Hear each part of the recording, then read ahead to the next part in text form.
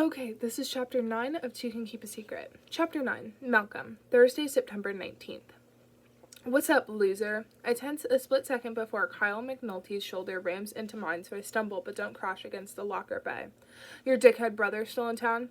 Fuck you, McNulty. It's my standard response to Kyle no matter the situation, and it's never not applicable. Kyle's jaw twitches as Theo smirks behind him. I used to play football with both of them in elementary school, back when my father was still hoping I'd turn into Declan 2.0. We weren't friends then, but we didn't actively hate one another. That started in middle school. You'd better stay the hell away from my sister, Kyle spits. Declan couldn't care less about your sister, I say. It's true, and 90% of the reason Kyle can't stand me. He scowls, edging closer, and I curl my right hand into a fist.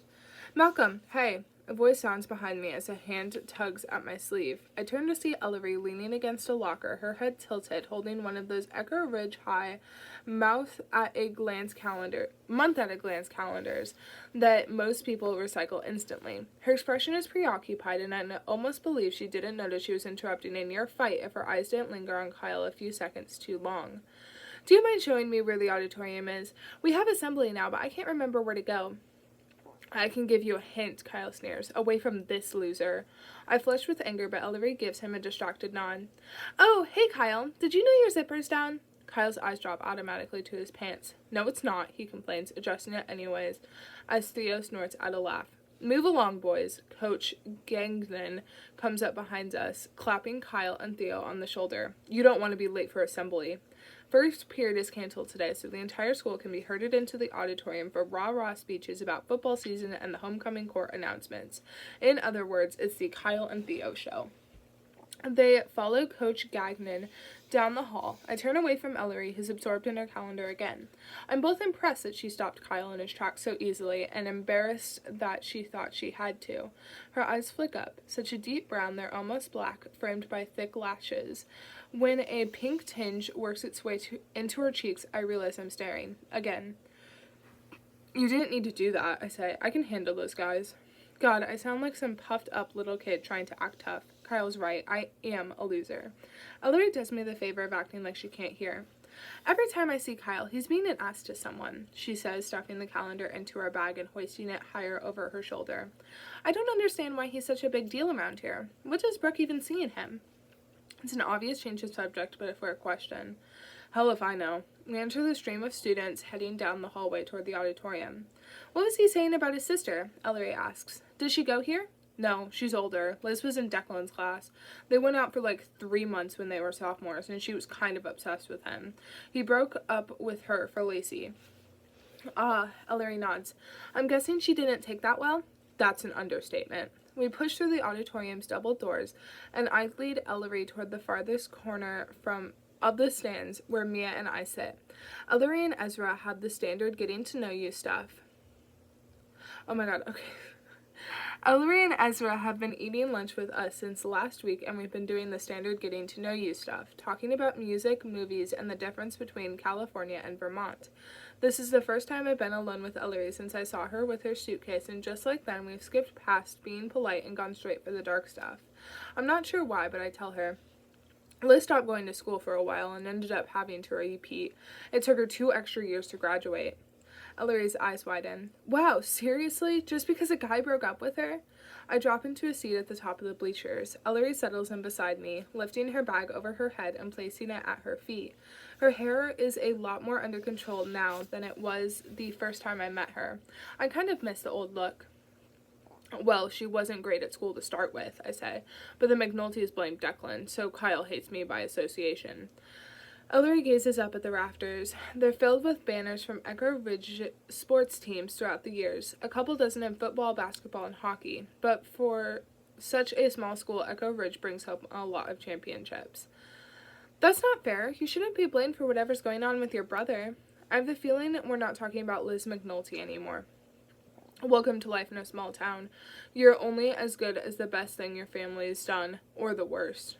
Or the worst thing that's been done to them, Ellery says in a musing way. It hits me then, why talking to her feels so familiar sometimes, because we're two sides of the same coin. Both of us are stuck in Echo Ridge's unsolved mysteries, except her family lost a victim and mine has a suspect. I should say something comforting about her aunt, or at least acknowledge that I know what she's talking about. But I'm still trying to figure out the right words when aloud. "Hey!" rings out from our right. Mia clomps toward us with Ezra in tow. They're both wearing black and white Fright Farm staff t-shirts, and when I raise my brows at them, Mia crosses her arms defensively over her chest. "We didn't plan this," she says, dropping onto the bench beside me. "Purely a coincidence." "Mind meld," Ezra says with a shrug. I forgot the twins started working at Fright Farm this week. Half the school does. I'm one of the few kids at Echo Ridge High who's never even applied there. Even if it hadn't scared the crap out of me when I was younger, there's too much of a connection to Lacey. "How's that going?" I ask, turning toward Ellery. "Not bad," she says. "We're checking wristbands at the House of Horrors." "Primo job," Mia says enviously. "Brooke hooked you guys up. So much better than serving slushies to toddlers." Mia's not a fan of anyone under the age of 12, but she's been stuck working in the kids section of Fright Farm since her first season. Every time she angles for a transfer, her boss shuts her down. Mia sighs and props her chin in her hands. "Well, here we go. At long last, the mystery of who's going to come in a distant third for Homecoming Queen will be answered." The bleacher rows closer to the floor start filling up, and Coach Gagnon heads toward the podium at the front of the room. "Viv Cantrell," Ezra guesses. She's been posting pictures of her dress on Instagram. Mia makes a face at him. "You follow Viv on Instagram?" He shrugs. "You know how it is. She followed me. I followed back in a moment of weakness. She posts about Homecoming a lot." His expression turns thoughtful. "Although I don't think she has a date yet." "You should unfollow," Mia advises. "That's way more information about Viv than any one person needs to have. Anyway, she doesn't have a shot at Homecoming Court. Maybe Christy Kapoor, though." At Ezra's questioning glance, she adds, "She's on student council and people like her. Plus, she's one of, 3 other students of color in her class, so everybody can feel progressive when they vote for her." "Who are the others?" Ezra asks. "Besides me, Jen Bishop and Troy Latkins," Mia says, then glances between him and Ellery. "And maybe you guys? Are you Latinx?" Ezra shrugs. "Could be. We don't know our dad. But Sadie did say his name was either Jose or George, so chances are good." "Your mom is legendary," Mia says admiringly. "She was Homecoming Queen too, wasn't she?" Ezra nods as I blink at Mia. How would you even know that?" I ask. Mia shrugs. "Daisy, she's super into Echo Ridge homecoming history. Maybe she was runner-up." At Ellery's curious look, she adds, "My sister, graduated 5 years ago. Always the bridesmaid and never the bride, if by bride you mean homecoming queen." Ellery leans forward looking interested. "Was she jealous?" "If she was, you'd never know," Mia says. "Daisy is sugar and spice and everything nice. The perfect Korean daughter, until recently." The podium microphone screeches as George Gagnon taps on it. "Is this thing on?" he yells. Half the room laughs dutifully and the other half ignores him. I join the second group and tune him out, surreptitiously pulling out my phone. "I haven't heard from Declan since I met him at Bukowski's Tavern. You still around?" I text. Delivered. Read. No response. Same story all week. "Good morning, Echo Ridge High. Are you ready to meet your court?" I look up at the changing voice and suppress a groan at the sight of Percy Gilplin at the podium. Percy is senior class president, and everything about him makes me tired. His energy, his springy hair, his relentless pursuit of Echo Ridge High elective offices, and the purple blazer he's worn to every school event since we were freshmen. He's also friendly with Viv Cantrell, which is probably all that anybody needs to know about him. Let's kick things off with the gentleman. Pip rips open an envelope with a flourish like he's about to announce an Oscar winner. "You'll be choosing your king from one of these 3 fine fellows. Congratulations to Theo Coolidge, Kyle McNulty, and Troy Latkins." Ezra watches perplexed as Percy raises his arm and amid hoots and cheers. "What is with that guy? He's like one of those old school game show hosts in a teenager's body." "You nailed it," Mia yawns and twists her thumb ring. "That went exactly as expected. Good for Troy, I guess. He's not a total dick. Won't win, though." Percy lets the backslapping and high five subside, then opens another envelope. "And now for the ladies, who may be our last but definitely not the least. Echo Ridge High, let's give it up for Katrin Nelson, Brooke Bennett, and..." He pauses, looks up and looks down at the paper in his hand. Another beat passes, and people start shifting in their seats. A few clap and whistle like they think maybe he's done. Percy clears his throat too close to the microphone, and the resulting screech of feedback makes everyone wince. Mia leans forward, her face scrunched in confusion. Wait, is Percy Gilpin speechless? That's a beautiful but unprecedented slight. Percy turns towards Coach Gagnon, who gestures impatiently at him to go on. Sorry, Percy says, clearing his throat again. Lost my place for a second. So congratulations to Ellery Cochran. Ellery goes still, her eyes rounded with shock. What the hell? She says, her cheeks staining red as scattered applause ripples through the auditorium. How did that happen? It doesn't make sense. Nobody here even knows me. Sure they do, Mia says just as somebody yells out. Who? To muted laughter. Mia's right, though. Everybody knows who the Cochran twins are. Not because they're high profile at school, but because Sadie Cochran, who almost made it in Hollywood, is larger than life around here. And because Sarah Cochran is Echo Ridge's original Lost Girl.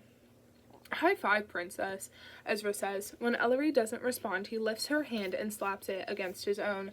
Don't look so glum. This is a nice thing. It doesn't make sense, Ellery repeats. Percy is still at the podium talking about next week's pep rally, and the attention of the room has already started to wander. I mean, did you vote for me? No, Ezra says, but don't take it personally. I didn't vote for anyone. Did you guys? Ellery asks, looking at Mia and me. No, we both say, and I shrug apologetically. Non-voters over here, too. Ellery twists her hair over one shoulder. I've been at school less than 2 weeks. I've hardly talked to anybody except you three. If you guys didn't vote for me, and believe me, I'm not insulted because I didn't vote either, then why would anyone else?